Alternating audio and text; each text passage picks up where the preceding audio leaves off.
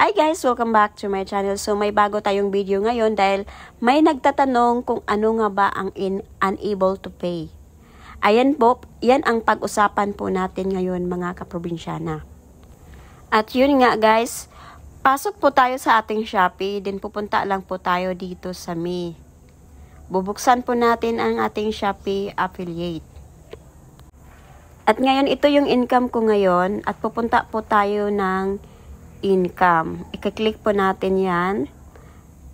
Then, ayan po yung sasahurin natin.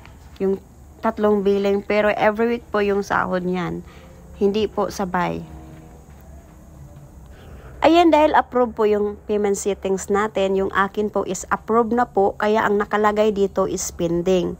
Pero once yung account nyo is hindi pa po approve, ang nakalagay dyan is unable to pay. So, wala pa pong pending kung once yung account nyo is hindi pa yung approve yung payment settings.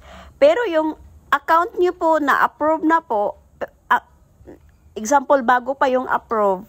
So, ang nakalagay pa dyan is unable to pay. Pero after 7 days po, magpipending na po yan. Ayan po, magpipending na po yan. Then, mag-aantay na po ng after 7 days,